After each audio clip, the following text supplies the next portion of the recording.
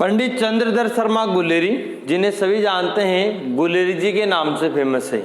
बहुत अच्छी अच्छी कहानियाँ लिखी है इन्होंने, तो इनका परिचय हम स्टार्ट कर रहे हैं। तो सभी ध्यान दें कि पंडित चंद्रधर शर्मा गुलेरी जी का जन्म 1883 ईस्वी में कहाँ हुआ था?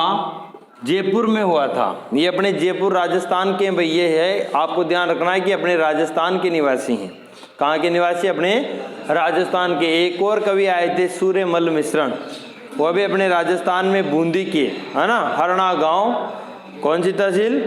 हिंडोली, और जिला बूंदी के थे, और बहुत ही खतरनाक वीर रस के कवि थे। और ये गुलेरी जी हैं जो बहुत ही अच्छी कहानियाँ लिखने वाले कहानीकार हैं। इनका जन्म हुआ था 1883 ईस्वी में जयपुर राजस्थान में। 1883 ईस्वी जयपुर राजस्थान में गुलेरी जी का जन्म हुआ था। मेयो कॉलेज अजमेर में इन्होंने अध्यापन कार्य करवाया और बनारस हिंदू विश्वविद्यालय BHU में ओरिएंटल कॉलेज के क्या रहे थे? ये प्रिंसिपल रहे थे। संपूर्ण जीवन काल में केवल भाई इन्होंने 3 ही कहानियां लिखी थी, और 3 कहानियां लिखकर ही ये क्या हो गए थे? साहित्य के क्षेत्र में अमर हो गए। 3 कहानियां लिखी, लेकिन 3 ही बहुत क्वालिटी की लिखी। देखा होगा ना आपने, कई एक्टर होते हैं 12 महीने में एक ही फिल्म बना दे, लेकिन बड़ा शानदार ही बनाते हैं, वो वाली क्वालिटी थी इनमें। 3 ही कहानियां लिखी थी, लेकिन 3 कहानियां लिखकर ही साहित्य के क्षेत्र में अमर हो गए। और इनकी कहानियां है वो तीनों उसने कहा था। 1915 ईस्वी में सुखमय जीवन, 1911 जो इनकी प्रथम कहानी भी मानी जाती है, और तीसरी कहानी इनकी बुद्धू का कांटा, उनकी प्रमुख कहानी है। उसने कहा था, सुखमय जीवन और बुद्धू का कांटा, तीनों इनकी फेमस कहानियां हैं। गुलेरी जी ने कछुआ धर्म और मारेसी मोही कुटाव, ये 2 निबंध संग्रह निबंध भी लिखे है ना, कछुआ धर्म और मारेसी मोही कुटाव, ये आदि निबंधों का भी इन्होंने लेखन किया है। आगे देखिए आप, गुलेरी जी ने जयपुर से प्रकाशित समाचार पत्र कौन सा? समालोचक का संपादन किया है। समालोचक का संपादन किया है किसने? गुलेरी जी ने। जो कहां से प्रकाशित होता था? तो सीधी सी बात, इनका जन्म भी जयपुर में हुआ था, और जयपुर से प्रकाशित होने वाला समाचार पत्र समालोचक, इसका संपादन भी किसने किया था? गुलेरी जी ने किया था। उसने कहा था, कहानी को भारतीय कथा साहित्य में मील का पत्थर माना जाता है। भाई मील का पत्थर माना जाता है। आपने पढ़ा होगा इतिहास में, एक युद्ध को भी मील का पत्थर माना जाता है, जहां से भारत का इतिहास ही पलट जाता है। तराइन का युद्ध, तराइन का कौन सा युद्ध? तराइन का तीसरा युद्ध, जब पृथ्वीराज चौहान हार जाते हैं और यहाँ पर गोरी जी जाते हैं ना, गोरी जीते हैं ना पृथ्वीराज चौहान। हाँ, अकबर आ गया पृथ्वीराज चौहान से लड़ने के लिए वहां। 1192 ईस्वी में तराइन का नहीं हुआ तीसरा युद्ध? हाँ, 1192 में कौन सा हुआ था? दूसरा हुआ था ना, तो उसी को तो मील का पत्थर मानते हैं। पृथ्वीराज चौहान तरते था, तरते युद्ध नहीं था, पृथ्वीराज चौहान तरते था। सही है ना भाई? आओ देखो, मैं जी के ज्यादा ना हो, पर फिर भी बता दो तुम। फिर तराइन के युद्ध में हुआ था, तराइन का जो मैदान है वहां पर युद्ध हुआ था 1192 में। तराइन का द्वितीय युद्ध हुआ था, और उसमें पृथ्वीराज चौहान तृतीय था, हिंदू जो शासक था, और उधर से था मोहम्मद साहबुद्दीन गोरी, पूरा नाम है उनका।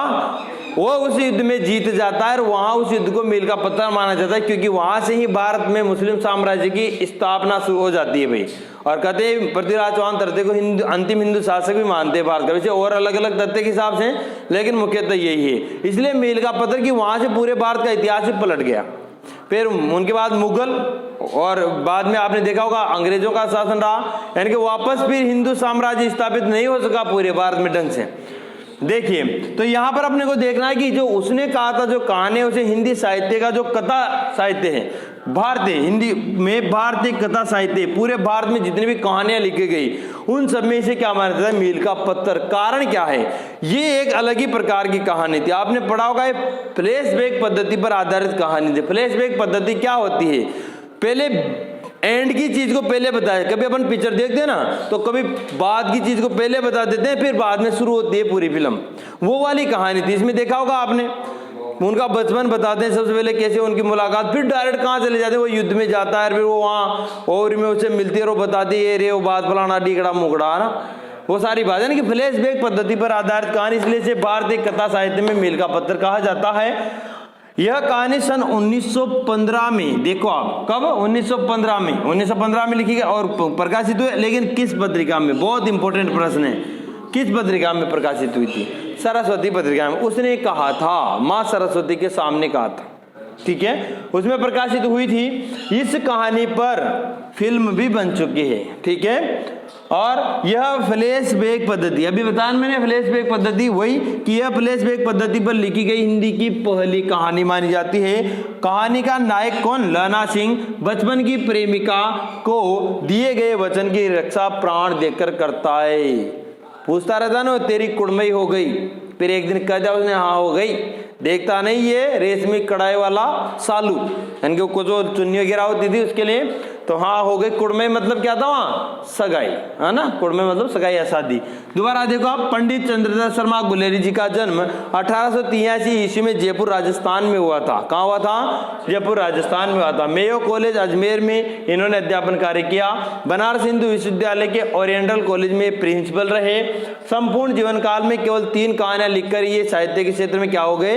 अमर हो गए। 3 कहानियां थी इनकी। पहले उसने कहा था 1915 में, सुखमय जीवन 1911 जो इनकी पहली कहानी मानी जाती है। तीसरी कहानी इनकी बुद्धू का कांटा। आगे देखिए आप, गुलेरी जी ने कछुआ धर्म और मारेसी मोई कुठाव, कछुआ धर्म, मारेसी मोई कुठाव आदि निबंधों का भी लेखन किया। तो कछुए को मारते हैं कौन? गुलेल से मारते अपन। कछुए को किससे मारते हैं? गुलेल से, है ना। तो गुलेरी जी ने कछुआ धर्म और मारेसी मोई कुठाव 2 निबंध लिखे। गुलेरी जी ने जयपुर से प्रकाशित समालोचक समाचार पत्र का संपादन भी किया है। उसने कहा था कहानी को भारतीय कथा साहित्य में क्या माना जाता है? मील का पत्थर। यह कहानी सन 1915 में कौन सी पत्रिका में प्रकाशित हुई थी? सरस्वती में। किस पत्रिका में? सरस्वती पत्रिका में प्रकाशित हुई थी। इस कहानी पर फिल्म भी बन चुकी है। किस कहानी पर? उसने कहा था। यह फ्लैशबैक पद्धति पर लिखी गई हिंदी की पहली कहानी। बहुत इंपॉर्टेंट प्रश्न है। और कहानी का जो नायक होता है लहना सिंह, वो बचपन की प्रेमिका को दिए गए वचन की रक्षा प्राण देकर करता है। पता होगा आपने, बोधा, क्या नाम था उसका? वो मर जाता है, फिर वहां पर जाकर उसके बेटे को ये बचाता है। लहना सिंह बचाता है, नहीं बचाता। और उसका जो पति होता है इसकी प्रेमिका का, उसको भी अपनी जान देकर वहां पर बचाता है। उनको तो भेज देता है, फिर वो वहां पर लास्ट में मर जाता है। 77 रेजिमेंट कुछ ऐसे है ना, कि उसका लहना सिंह नहीं रहा, ऐसे आती है ना फिर खबर। हाँ, तो वो रेजिमेंट सब याद कर लेना। ठीक है, ये गुलेरी जी का परिचय कंप्लीट हुआ।